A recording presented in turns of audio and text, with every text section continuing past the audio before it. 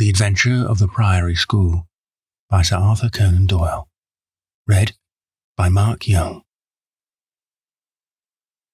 We have had some dramatic entrances and exits upon our small stage at Baker Street, but I cannot recollect anything more sudden and startling than the first appearance of Thorneycroft Huxtable, M.A., Ph.D., etc.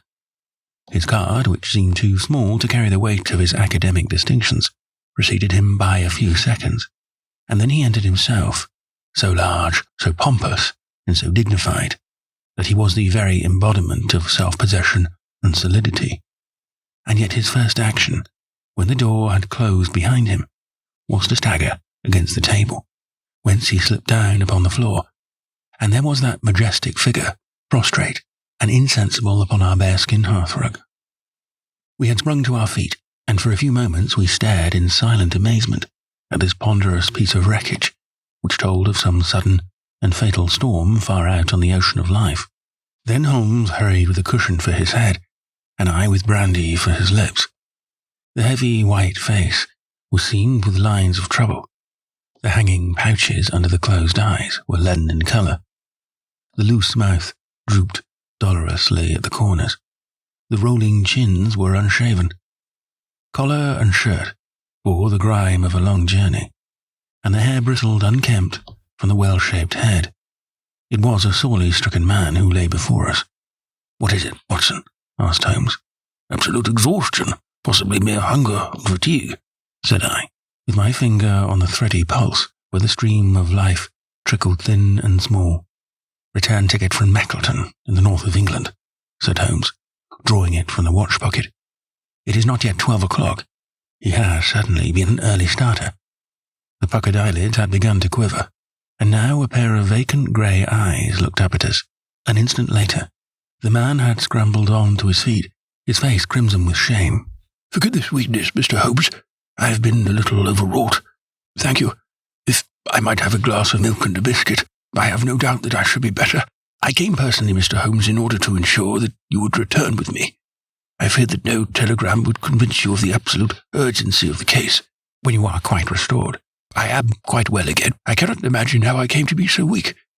I wish you, Mr. Holmes, to come to Mackleton with me by the next train."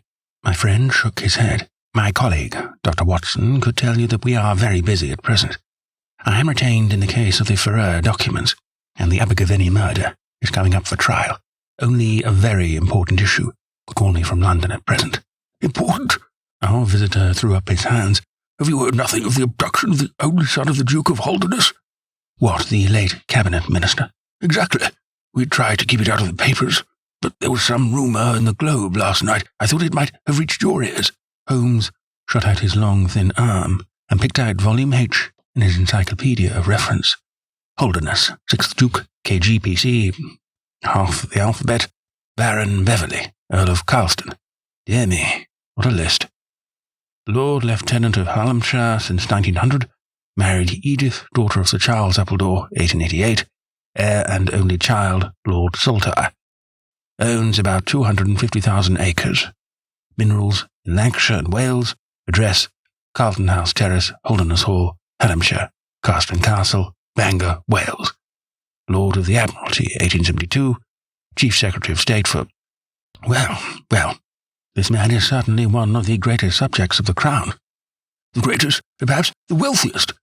I am aware, Mr. Holmes, that you take a very high line in professional matters, and that you are prepared to work for the work's sake.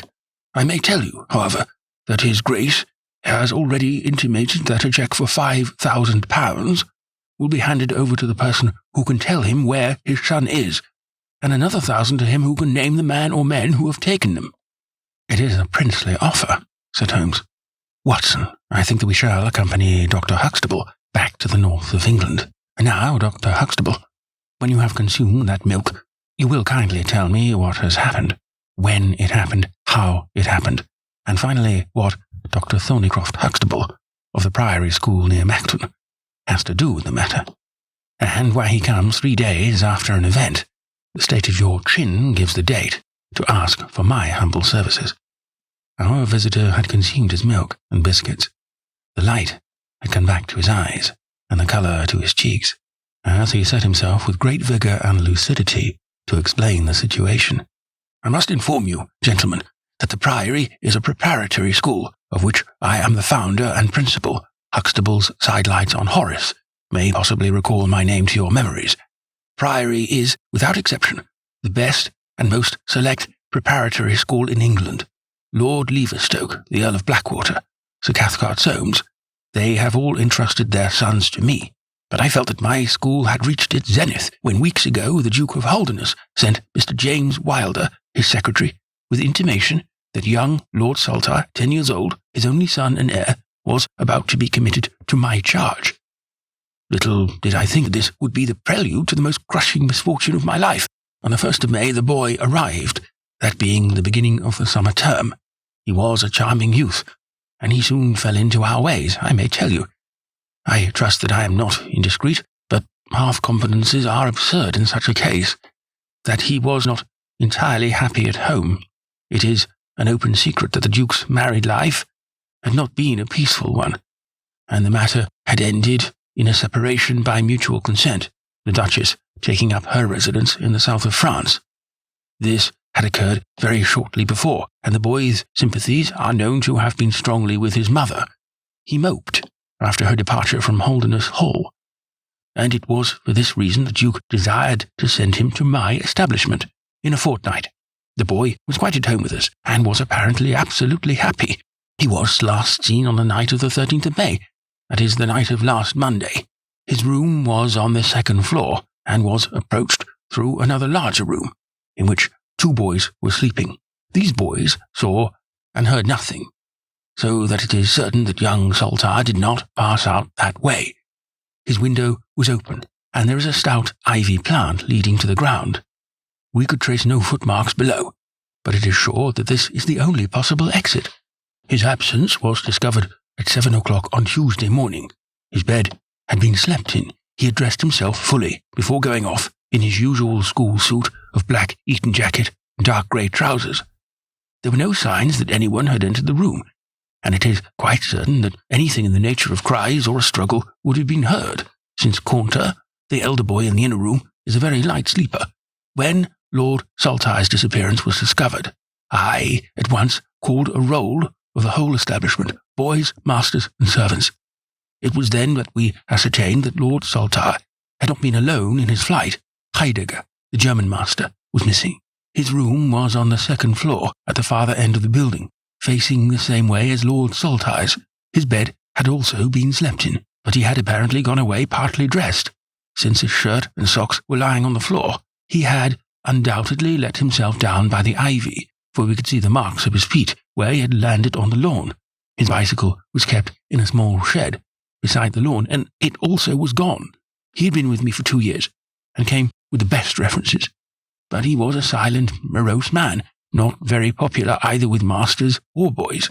No trace could be found of the fugitives, and now on Thursday morning we are as ignorant as we were on Tuesday. Inquiry was, of course, made at once at Holdernesse Hall. It is only a few miles away, and we imagined that, in some sudden attack of homesickness, he had gone back to his father. But nothing had been heard of him. The Duke is greatly agitated, and as to me, you have seen yourselves the state of nervous prostration to which the suspense and the responsibility have reduced me. Mr. Holmes, if ever you put forward your full powers, I implore you to do so now, for never in your life could you have a case which is more worthy of them." Sherlock Holmes had listened with the utmost intentness to the statement of the unhappy schoolmaster. His drawn brows and the deep furrow between them showed that he needed no exhortation to concentrate all his attention upon a problem which, apart from the tremendous interests involved, must appeal so directly to his love of the complex and the unusual. He now drew out his notebook and jotted down 1 or 2 memoranda. "You have been very remiss in not coming to me sooner," said he, severely. "You start me on my investigation with a very serious handicap. It is inconceivable, for example, that this ivy and this lawn would have yielded nothing to an expert observer. I am not to blame, Mr. Holmes. His Grace was extremely desirous to avoid all public scandal. He was afraid of his family unhappiness being dragged before the world. He has a deep horror of anything of the kind." "But there has been some official investigation?" "Yes, sir, and it has proved most disappointing. An apparent clue was at once obtained, since a boy and a young man were reported to have been seen leaving a neighbouring station by an early train. Only last night we had news that the couple had been hunted down in Liverpool, and they proved to have no connection whatever with the matter in hand. Then it was that in my despair and disappointment, after a sleepless night, I came straight to you by the early train. I suppose the local investigation was relaxed. While this false clue was being followed up, it was entirely dropped, so that 3 days have been wasted. The affair has been most deplorably handled. I feel it and admit it, and yet the problem should be capable of ultimate solution. I shall be very happy to look into it. Have you been able to trace any connection between the missing boy and this German master? None at all. Was he in the master's class? No, he has never exchanged a word with him, so far as I know. That is certainly very singular. Had the boy a bicycle? No. Was any other bicycle missing? No. Is that certain? Quite. Well, now, you do not mean to seriously suggest that this German rode off upon a bicycle in the dead of night bearing the boy in his arms? Certainly not. Then what is the theory in your mind? The bicycle may have been blind, it may have been hidden somewhere, and the pair gone off on foot. Quite so. But it seems rather an absurd blind, does it not? Were there other bicycles in this shed? Several. Would he not have hidden a couple, had he desired to give the idea that they had gone off upon them? I suppose he would. Of course he would. The blind theory won't do, but the incident is an admirable starting point for an investigation. After all, a bicycle is not an easy thing to conceal or to destroy. One other question. Did anyone call to see the boy on the day before he disappeared? No. Did he get any letters? Yes, one letter. From whom? From his father. Do you open the boy's letters? No. How do you know it was from the father? The coat of arms was on the envelope, and it was addressed in the Duke's peculiar stiff hand. Besides, the Duke remembers having written. When had he a letter before that? Not for several days. Had he ever one from France? No, never. You see the point of my questions, of course. Either the boy was carried off by force, or he went of his own free will. In the latter case, you would expect that some prompting from outside would be needed to make so young a lad do such a thing. If he has had no visitors, that prompting must have come in letters. Hence, I try to find out who were his correspondents. I fear I cannot help you much. His only correspondent, so far as I know, was his own father, who wrote to him on the very day of his disappearance. Were the relations between father and son very friendly? His Grace is never very friendly with anyone. He is completely immersed in large public questions, and is rather inaccessible to all ordinary emotions. But he was always kind to the boy, in his own way, but the sympathies of the latter were with the mother. Yes. Did he say so? No. The Duke, then? Good heavens, no. Then how could you know? I have had some confidential talks with Mr. James Wilder, his Grace's secretary. It was he who gave me the information about Lord Saltire's feelings. I see. By the way, that last letter of the Duke's, was it found in the boy's room after he was gone? No, he had taken it with him. I think, Mr. Holmes, it is time that we were leaving for Euston. I will order a four-wheeler in a quarter of an hour. We shall be at your service. If you are telegraphing home, Mr. Huxtable, it would be well to allow the people in your neighbourhood to imagine that the inquiry is still going on in Liverpool, or wherever else that red herring led your pack. In the meantime, I will do a little quiet work at your own doors, and perhaps the scent is not so cold, but the two old hounds, like Watson and myself, may get a sniff of it. The evening found us in the cold, bracing atmosphere of the Peak Country, in which Dr. Huxtable's famous school is situated. It was already dark when we reached it. A card was lying on the hall table, and the butler whispered something to his master, who turned to us with agitation in every heavy feature. "The Duke is here," said he. "The Duke and Mr. Wilder are in the study. Come, gentlemen, and I will introduce you." I was, of course, familiar with the pictures of the famous statesman, but the man himself was very different from his representation. He was a tall and stately person, scrupulously dressed, with a drawn, thin face, and a nose which was grotesquely curved and long.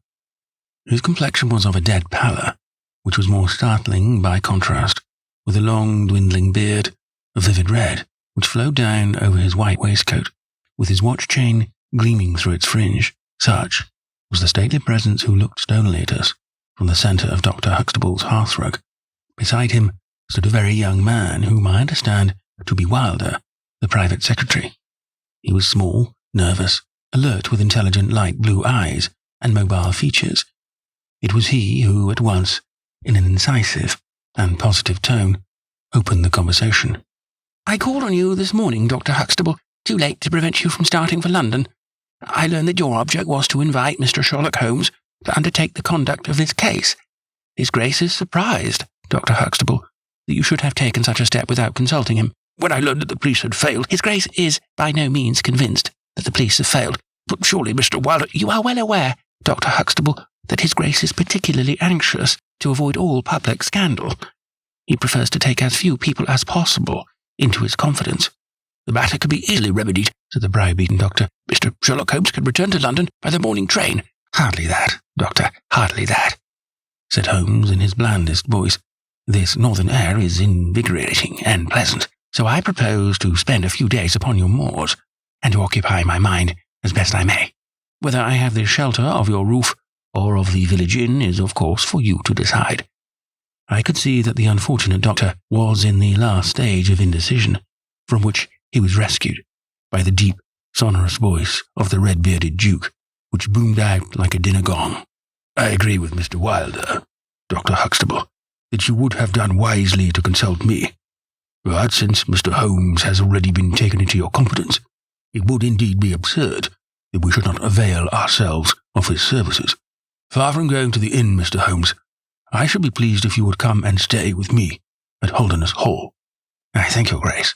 For the purposes of my investigation, I think that it would be wiser for me to remain at the scene of the mystery. Just as you like, Mr. Holmes. Any information which Mr. Wilder or I can give you is of course at your disposal.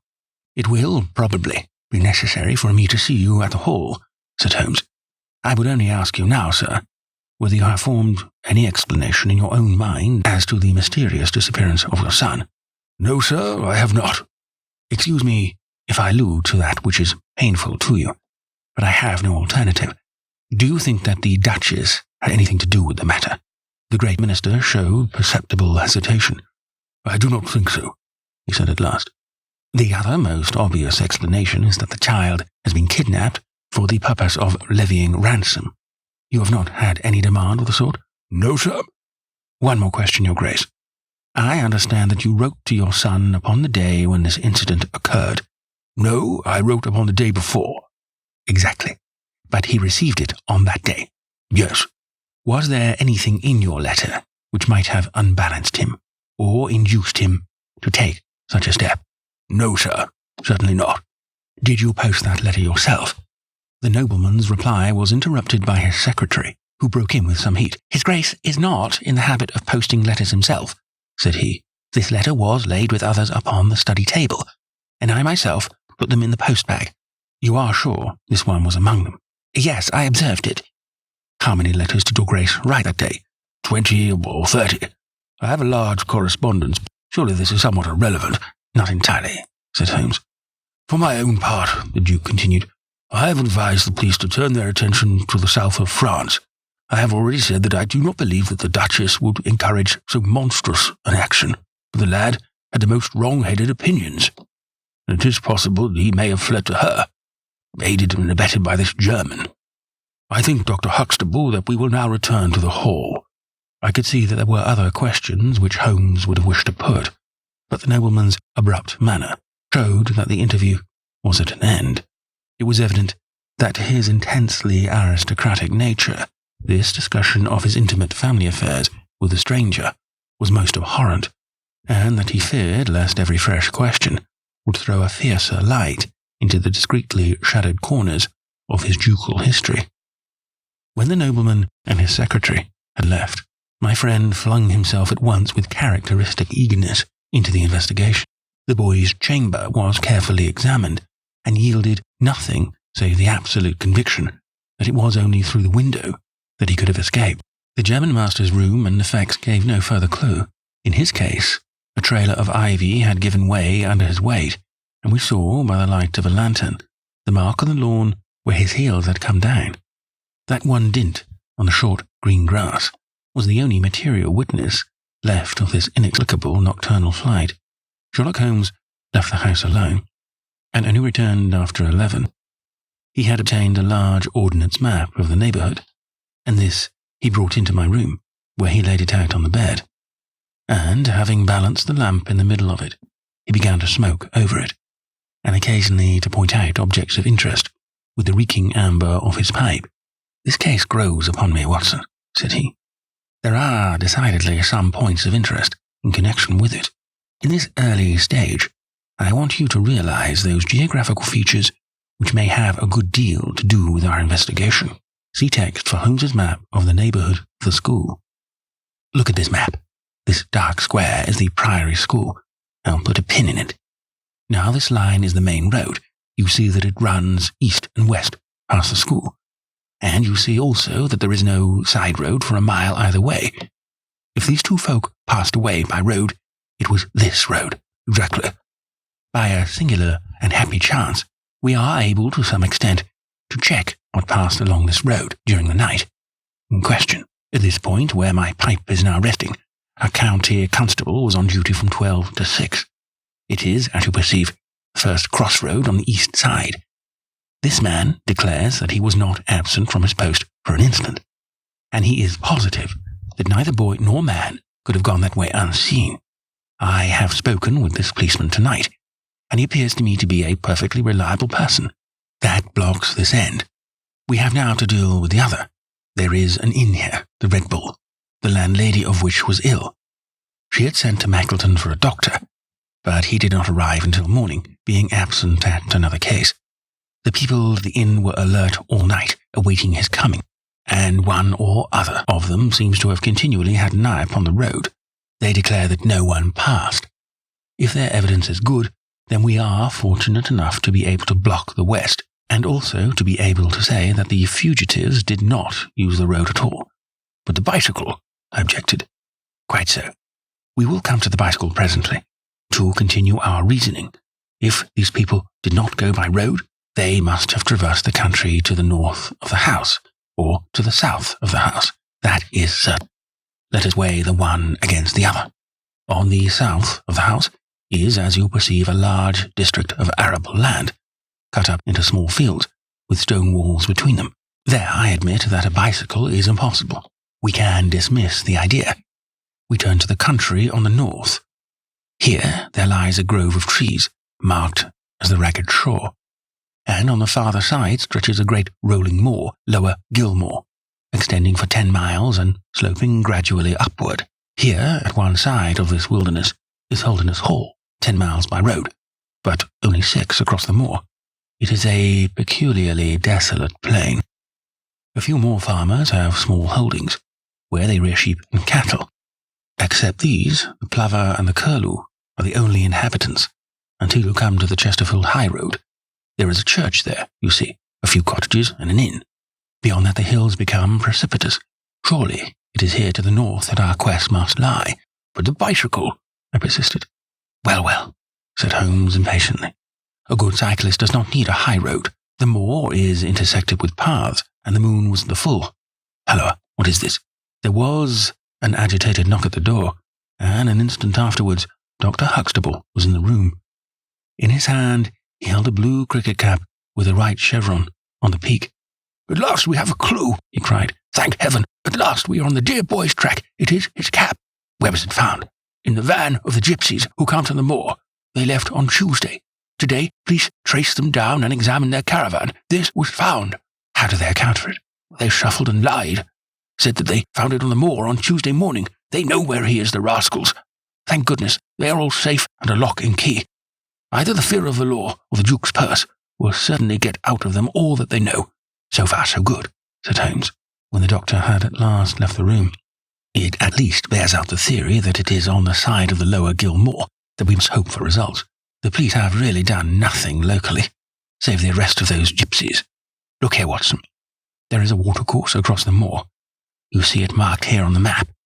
In some parts it widens into a morass. This is particularly so in the region between Holdernesse Hall and the school. It is vain to look elsewhere for tracks in this dry weather. but at that point, there is certainly a chance of some record being left. I will call you early tomorrow morning, and you and I will try, if we can, throw some light upon the mystery." The day was just breaking when I woke to find the long, thin form of Holmes by my bedside. He was fully dressed, and had apparently already been out. "I have done the lawn and the bicycle shed," said he. "I have also had a rumble through the ragged shore. Now, Watson, there is cocoa ready in the next room. I must beg you to hurry, for we have a great day before us." His eyes shone, and his cheek was flushed with the exhilaration of the master workman, who sees his work lie ready before him.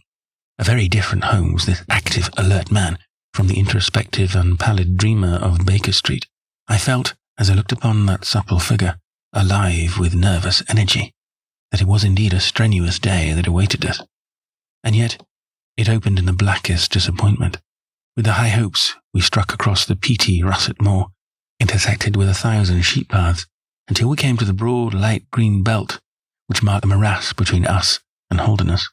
Certainly, if the lad had gone homeward, he must have passed this, and he could not pass it without leaving his traces. No sign of him or the German could be seen. With a darkening face, my friend strode along the margin, eagerly observant of every muddy stain upon the mossy surface. Sheep marks there were in profusion, and at one place, some miles down, cows had left their tracks. Nothing more. "Check number 1, said Holmes, looking gloomily over the rolling expanse of the moor. "There is another morass down yonder, and a narrow neck between. Halloa, halloa, halloa, what have we here?" We had come on a small black ribbon of pathway. In the middle of it, clearly marked on the sodden soil, was the track of a bicycle. "Hurrah!" I cried. "We have it." But Holmes was shaking his head, and his face was puzzled and expectant rather than joyous. "A bicycle, certainly, but not the bicycle," said he. "I am familiar with 42 different impressions left by tyres. This, as you perceive, is a Dunlop, with a patch upon the outer cover. Heidegger's tyres were Palmer's, leaving longitudinal stripes. Aveling, the mathematical master, was sure upon the point. Therefore it is not Heidegger's track." "The boy's, then?" "Possibly, if we could prove a bicycle to have been in his possession. But this we have utterly failed to do. The track, as you perceive, was made by a rider who was going from the direction of the school, or towards it. No, my dear Watson. The more deeply sunk impression is, of course, the hind wheel, upon which the weight rests. You perceive several places where it has passed across and obliterated the more shallow mark of the front one. It was, undoubtedly, heading away from the school.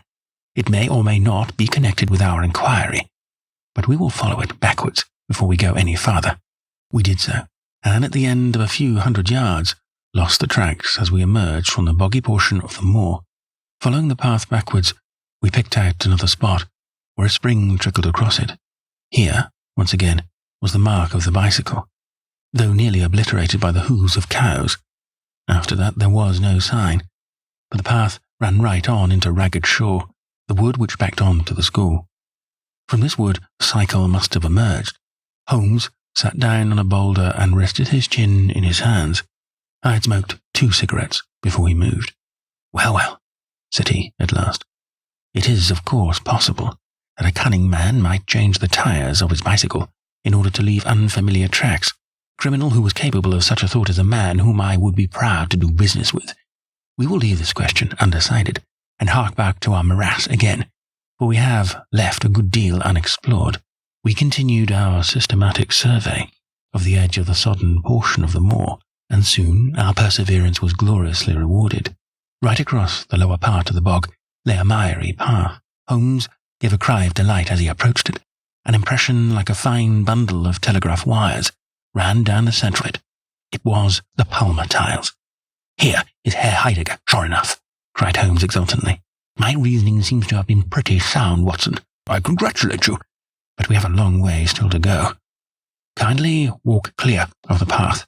Now, let us follow the trail. I fear that it will not lead very far." We found, however, as we advanced, that this portion of the moor is intersected with soft patches, and though we frequently lost sight of the track, we always succeeded in picking it up once more. "Do you observe," said Holmes, "that the rider is now undoubtedly forcing the pace? There can be no doubt of it. Look at this impression. where you get both tires clear, the one is as deep as the other. That can only mean that the rider is throwing his weight onto the handlebar, as a man does when he is sprinting. By Jove, he has had a fall. There was a broad, irregular smudge covering some yards of the track. Then there were a few footmarks, and the tire reappeared once more. A side slip, I suggested. Holmes held up a crumpled branch of flowering gorse. To my horror, I perceived that the yellow blossoms were all dabbed with crimson. On the path too, and among the heather, were dark stains of clotted blood. Bad, said Holmes, bad. Stand clear, Watson. Not an unnecessary footstep. What do I read here? He fell wounded. He stood up. He remounted. He proceeded. But there is no other track. Cattle on this side path. He was surely not gored by a bull. Impossible. But I see no traces of anyone else. We must push on, Watson. Surely with Staines, as well as the track to guide us, he cannot escape us now. Our search was not a very long one. The tracks of the tire began to curve fantastically upon the wet and shining path. Suddenly, as I looked ahead, the gleam of metal caught my eye from amid the thick gorse bushes. Out of them, we dragged a bicycle, palmer tired, one pedal bent, and the whole front of it horribly smeared and slobbered with blood. On the other side of the bushes, a shoe was projecting. We ran round, and there lay the unfortunate rider. He was a tall man, full-bearded, with spectacles, one glass of which had been knocked out. The cause of his death was a frightful blow upon the head, which had crushed in part of his skull.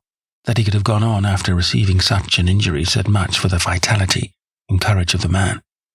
He wore shoes, but no socks, and his open coat disclosed a nightshirt beneath it. It was undoubtedly the German master. Holmes turned the body over reverently and examined it with great attention.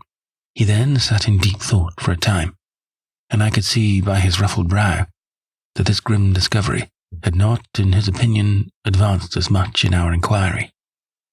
"It is a little difficult to know what to do, Watson," said he at last. "My own inclinations are to push this inquiry on, for we have already lost so much time we cannot afford to waste another hour. On the other hand, we are bound to inform the police of the discovery, and to see that this poor fellow's body is looked after. I could take a note back, but I need your company and assistance. Wait a bit.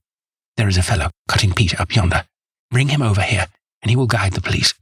I brought the peasant across, and Holmes dispatched the frightened man with a note to Dr. Huxtable. "Now, Watson," said he, "we have picked up 2 clues this morning. One is the bicycle with the palmer tire, and we see what that has led to. The other is the bicycle with the patched Dunlop. Before we start to investigate that, let us try to realize what we do know, so as to make the most of it, and to separate the essential from the accidental. First of all, I wish to impress upon you the boy certainly left of his own free will. He got down from his window, and he went off, either alone or with someone. That is sure." I assented. "Well, now, let us turn to this unfortunate German master. The boy was fully dressed when he fled, therefore he foresaw what he would do. The German went without his socks. He suddenly acted on very short notice." "Undoubtedly. Why did he go?" "Because from his bedroom window he saw the flight of the boy, because he wished to overtake him and bring him back. He seized his bicycle, pursued the lad, and in pursuing him, met his death. So it would seem. Now I come to the critical part of my argument. The natural action of a man in pursuing a little boy would be to run after him. He would know that he could overtake him, but the German does not do so. He turns to his bicycle. I am told that he was an excellent cyclist. He would not do this if he did not see that the boy had some swift means of escape. The other bicycle. Let us continue our reconstruction. He meets his death 5 miles from the school, not by a bullet, mark you, which even a lad might conceivably discharge, but by a savage blow dealt by a vigorous arm. The lad then had a companion in his flight, and the flight was a swift one, since it took 5 miles before an expert cyclist could overtake them. Yet we survey the ground round the scene of the tragedy. What do we find? A few cattle tracks, nothing more. I took a wide sweep round, and there is no path within 50 yards. Another cyclist could have had nothing to do with the actual murder, nor were there any human footmarks. "Holmes," I cried, "this is impossible." "Admirable," he said, "a most illuminating remark. It is impossible, as I stated, and therefore I must in some respect have stated it wrong. Yet you saw for yourself. Can you suggest any fallacy? He could not have fractured his skull in a fall? In a morass, Watson? I am at my wit's end. Tut tut. We have solved some worse problems. At least we have plenty of material, if only we can use it. Come, then, and having exhausted the Palmer, let us see what the Dunlop with the patched cover has to offer us. We picked up the track and followed it onward. For some distance, but soon the moor rose into a long, heather-tufted curve, and we left the watercourse behind us. No further help from tracks could be hoped for. At the spot where we saw the last of the Dunlop Tower, it might equally have led to Holdernesse Hall, the stately towers of which rose some miles to our left, or to a low grey village which lay in front of us and marked the position of the Chesterfield high road. As we approached the forbidding and squalid inn, with the sign of a gamecock above the door, Holmes gave a sudden groan and clutched me by the shoulder to save himself from falling. He had had one of those violent strains of the ankle which leave a man helpless. With difficulty, he limped up to the door where a squat, dark, elderly man was smoking a black clay pipe. "How are you, Mr. Reuben Hayes?" said Holmes. "Who are you, and how do you get my name so pat?" the countryman answered, with a suspicious flash of a pair of cunning eyes. "Well, it's printed on the board above your head. It's easy to see a man who is master of his own house. I suppose you haven't such a thing as a carriage in your stables?" "No, I have not. I can hardly put my foot to the ground." "Don't put it to the ground." "But I can't walk." "Well, then hop." Mr. Reuben Hayes's manner was far from gracious, but Holmes took it with admirable good humour. "Look here, my man," said he. "This is really rather an awkward fix for me. I don't mind how I get on." "Neither do I," said the morose landlord. "The matter is very important. I would offer you a sovereign for the use of a bicycle." The landlord pricked up his ears. "Where do you want to go?" "To Holdernesse Hall." "Pals of the Duke, I suppose," said the landlord, surveying our mud-stained garments with ironical eyes. Holmes laughed good-naturedly. "He'll be glad to see us, anyhow." "Why?"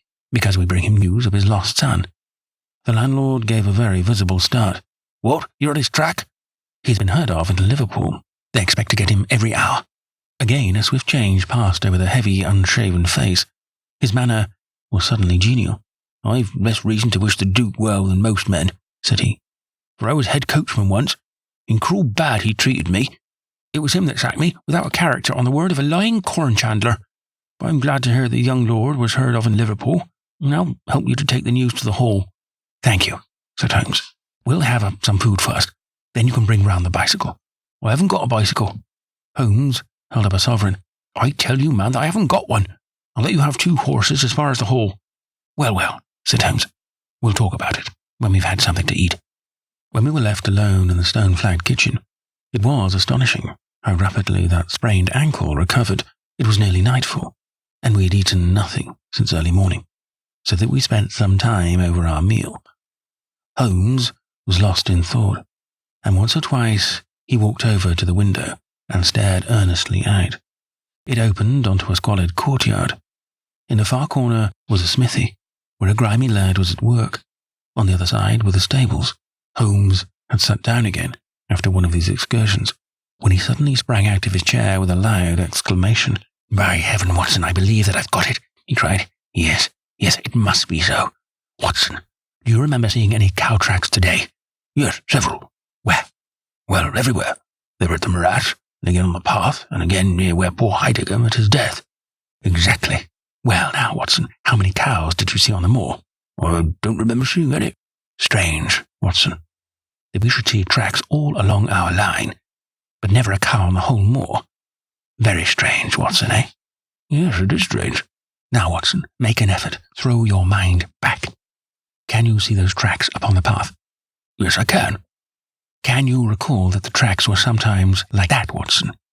He arranged a number of breadcrumbs in this fashion. ... And sometimes like this. ... And occasionally like this. ...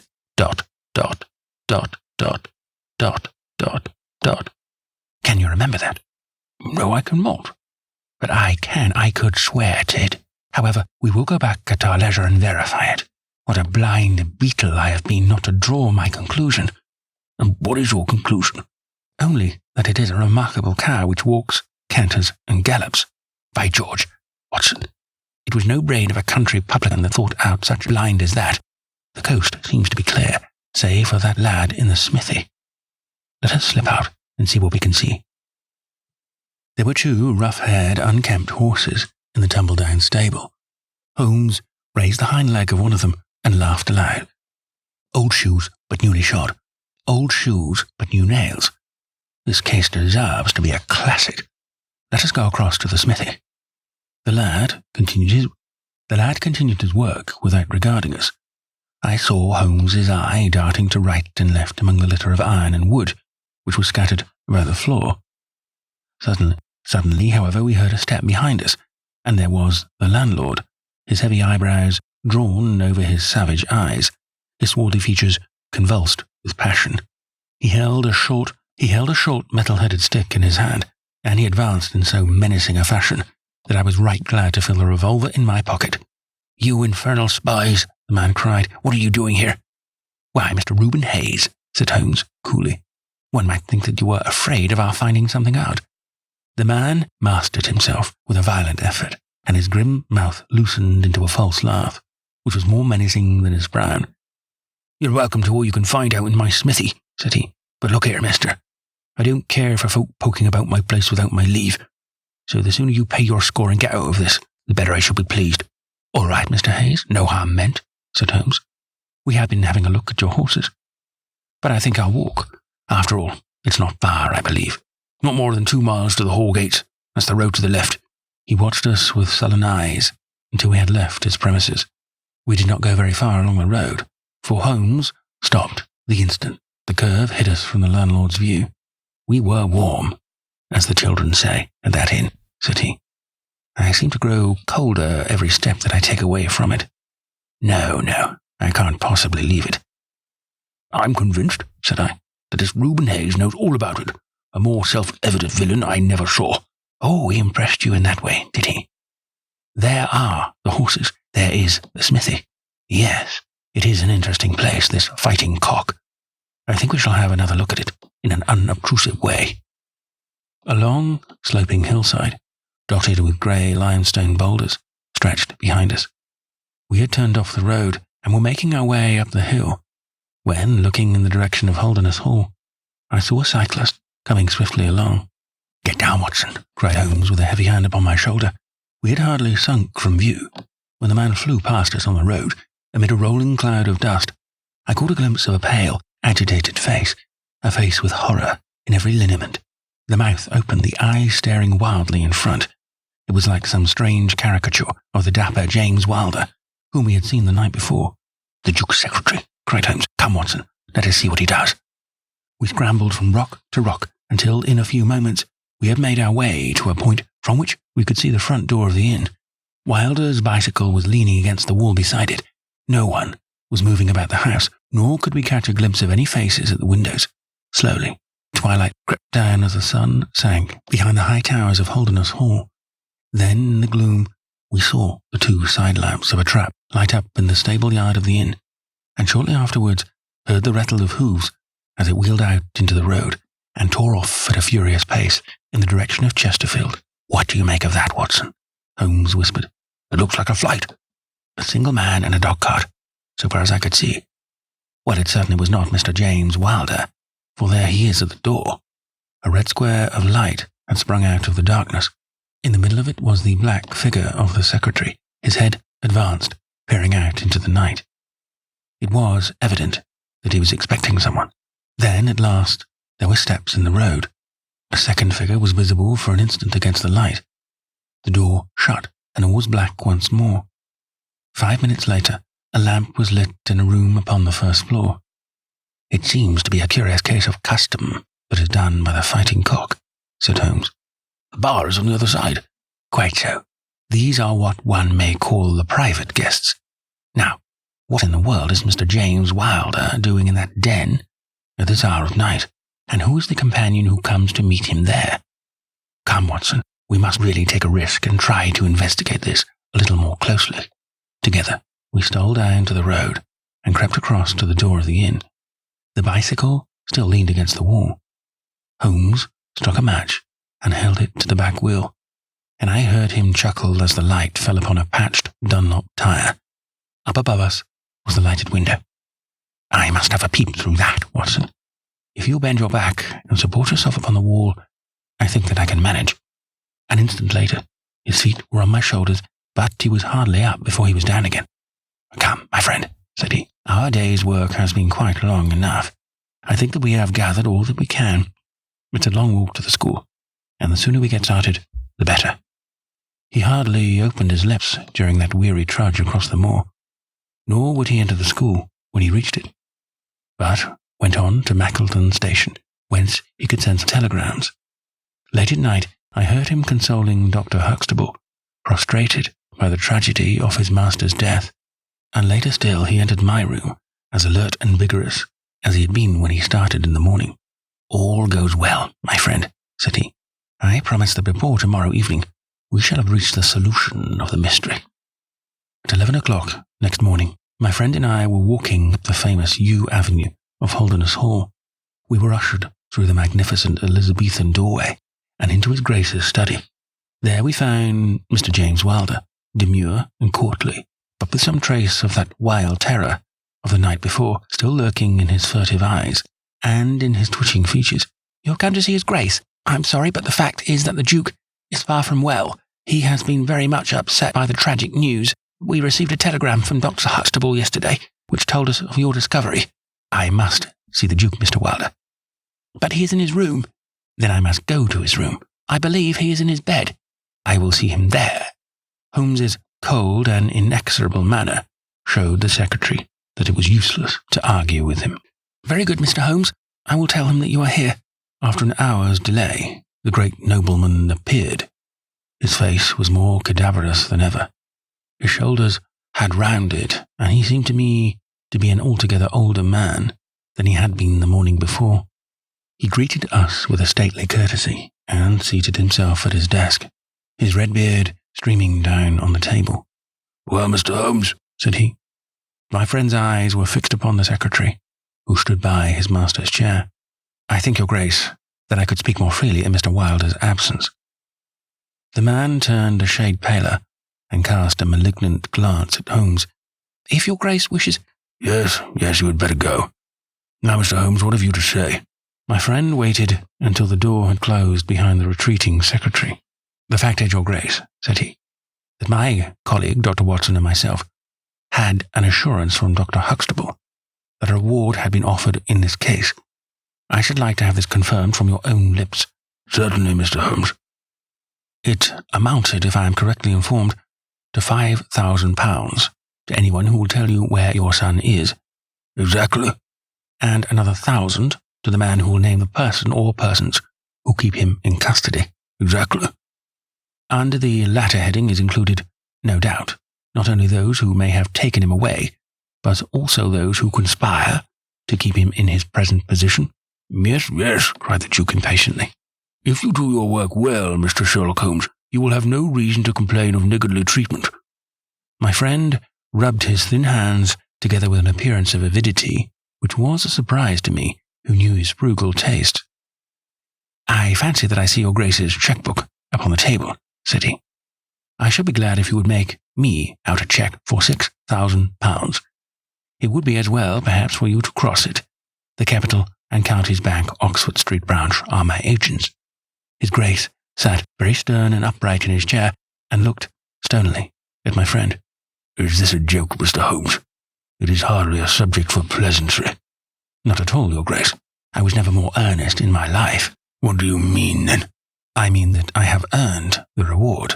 I know where your son is, and I know some, at least, of those who are holding him. The Duke's beard had turned more aggressively red than ever against his ghastly white face. Where is he? He gasped. He is, or was last night, at the Fighting Cock Inn about 2 miles from your park gate. The Duke fell back in his chair. And whom do you accuse? Sherlock Holmes's answer was an astounding one. He stepped swiftly forward and touched the Duke upon the shoulder. I accuse you, said he. And now, Your Grace, I'll trouble you for that cheque. Never shall I forget the Duke's appearance, as he sprang up and clawed with his hands like one who was sinking into an abyss. Then, with an extraordinary effort of aristocratic self-command, He sat down and sank his face in his hands. It was some minutes before he spoke. "How much do you know?" he asked at last, without raising his head. "I saw you together last night." "Does anyone else besides your friend know?" "I have spoken to no one." The Duke took a pen in his quivering fingers and opened his cheque-book. "I shall be as good as my word, Mr. Holmes. I am about to write your cheque, however unwelcome the information which you have gained may be to me. When the offer was first made, I little thought the turn which events might take. But you and your friend are men of discretion, Mr. Holmes." "I hardly understand, your Grace." "I must put it plainly, Mr. Holmes. If only you too know of this incident, there is no reason why I should go any further. I think £12,000 is the sum that I owe you, is it not?" But Holmes smiled and shook his head.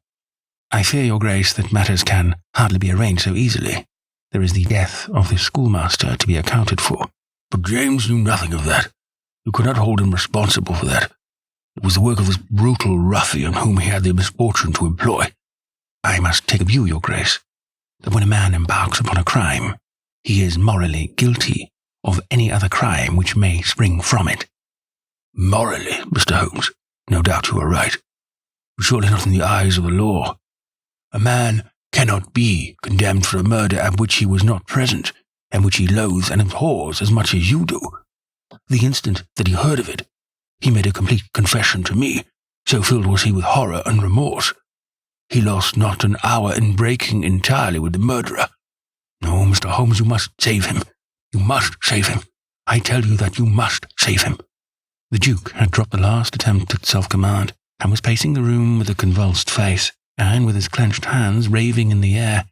At last he mastered himself, and sat down once more at his desk. "I appreciate your conduct in coming here before you spoke to anyone else," said he. "At least we may take counsel how far we can minimize this hideous scandal." "Exactly," said Holmes. "I think, your Grace, that this can only be done by absolute frankness between us. I am disposed to help your Grace to the best of my ability, but in order to do so I must understand to the last detail how the matter stands. I realize that your words apply to Mr. James Wilder, and that he is not the murderer." "No, the murderer has escaped." Sherlock Holmes smiled demurely. "Your Grace can hardly have heard of any small reputation which I possess, or you would not imagine that it is so easy to escape me. Mr. Reuben Hayes was arrested at Chesterfield, on my information, at 11 o'clock last night. I had a telegram from the head of the local police before I left the school this morning." The Duke leaned back in his chair and stared with amazement at my friend. "You seem to have powers that are hardly human," said he. "So, Reuben Hayes is taken? I am right glad to hear of it. It will not react upon the fate of James." "Your secretary?" "No, sir. My son." It was Holmes's turn to look astonished. "I confess that this is entirely new to me, your Grace. I must beg you to be more explicit." "I will conceal nothing from you. I agree with you that complete frankness, however painful it may be to me, is the best policy in this desperate situation to which James's folly and jealousy have reduced us. When I was a very young man, Mr. Holmes, I loved with such a love as comes only once in a lifetime. I offered the lady marriage, but she refused it on the grounds that such a match might mar my career. Had she lived, I would certainly never have married anyone else. She died and left this one child, whom for her sake I have cherished and cared for. I could not acknowledge the paternity to the world, but I gave him the best of educations, and since he came to manhood, I have kept him near my person. He surmised my secret, and has presumed ever since upon the claim which he has upon me, and upon his power of provoking a scandal which would be abhorrent to me. His presence had something to do with the unhappy issue of my marriage. Above all, he hated my young, legitimate heir from the first with a persistent hatred. You may well ask me why, under these circumstances, I still kept James under my roof. I answered that it was because I could see his mother's face in his, and that for her dear sake there was no end to my long suffering. All her pretty ways, too, there was not one of them which he could not suggest and bring back to my memory. I could not send him away, but I feared so much lest he should do Arthur, that is Lord Saltire, a mischief, that I dispatched him for safety to Dr. Huxtable's school. James came into contact with this fellow Hayes, because the man was a tenant of mine, and James acted as agent. The fellow was a rascal from the beginning, but in some extraordinary way, James became intimate with him. He had always a taste for low company.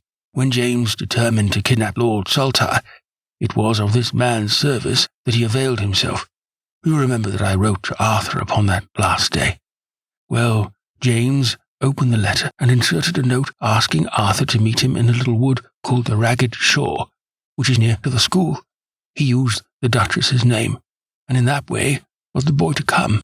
That evening James bicycled over. I'm telling you what he has himself confessed to me. And he told Arthur, whom he met in the wood, that his mother longed to see him, that she was awaiting him on the moor, and that if he would come back into the wood at midnight, he would find a man with a horse who would take him to her.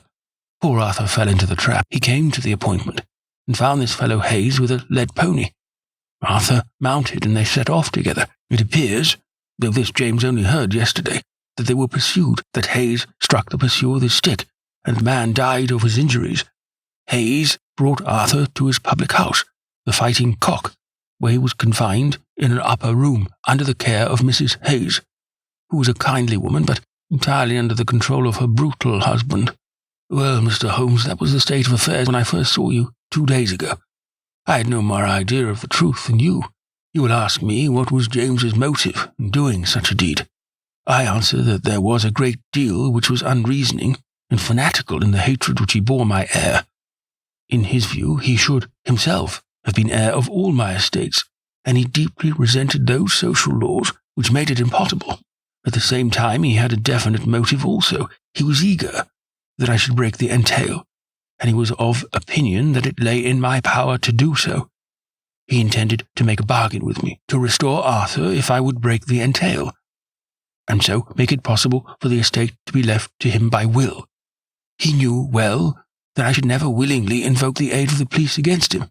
I say that he would have proposed such a bargain to me, but he did not actually do so, for events moved too quickly for him, and he had not time to put his plans into practice. What brought all his wicked scheme to wreck was your discovery of this man Heidegger's dead body. James was so seized with horror at the news. It came to us yesterday as we sat together in this study. Dr. Huxtable had sent a telegram. James was so overwhelmed with grief and agitation that my suspicions, which had never been entirely absent, rose instantly to a certainty, and I taxed him with the deed. He made a complete voluntary confession. Then he implored me to keep his secret for 3 days longer, so as to give his wretched accomplice a chance of saving his guilty life. I yielded, as I have always yielded to his prayers, and instantly James hurried off to the Fighting Cock to warn Hayes and to give him the means of flight. I could not go there by daylight without provoking comment, but as soon as night fell, I hurried off to see my dear Arthur. I found him safe and well, but horrified beyond expression by the dreadful deed he had witnessed. In deference to my promise, and much against my will, I consented to leave him there for 3 days, under the charge of Mrs. Hayes, since it was evident that it was impossible to inform the police where he was, without telling them also who was the murderer, and I could not see how that murderer could be punished without ruin to my unfortunate James. You asked for frankness, Mr. Holmes, and I have taken you at your word, for I have now told you everything, without an attempt at circumlocution or concealment. Do you, in turn, be as frank with me? I will, said Holmes. In the first place, Your Grace, I am bound to tell you that you have placed yourself in a most serious position in the eyes of the law. You have condoned a felony, and you have aided the escape of a murderer. For I cannot doubt that any money which was taken by James Wilder to aid his accomplice in his flight came from Your Grace's purse. The Duke bowed his assent. This is indeed a most serious matter. Even more culpable, in my opinion, Your Grace, is your attitude towards your younger son. You leave him in this den for 3 days. Under solemn promise, what are promises to such people as these? You have no guarantee that he will not be spirited away again. To humour your guilty elder son, you have exposed your innocent younger son to imminent and unnecessary danger. it was a most unjustifiable action. The proud Lord of Holdernesse was not accustomed to be so rated in his own ducal hall. The blood flushed into his high forehead, but his conscience held him dumb. "I will help you, but on one condition only. It is that you ring for the footman, and let me give such orders as I like." Without a word, the Duke pressed the electric bell. A servant entered. "You will be glad to hear, Sir Holmes, that your young master is found. It is the Duke's desire that the carriage shall go at once to the Fighting Cock to bring Lord Saltire home." Now, Sir Holmes, when the rejoicing lackey had disappeared, having secured the future, we can afford to be more lenient with the past. I am not in an official position, and there is no reason, so long as the ends of justice are served, why I should disclose all that I know. As to Hayes, I say nothing. The gallows awaits him, and I would do nothing to save him from it. What he will divulge I cannot tell.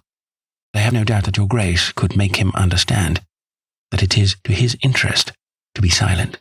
From the police point of view, he will have kidnapped the boy for the purpose of ransom, if they do not themselves find it out.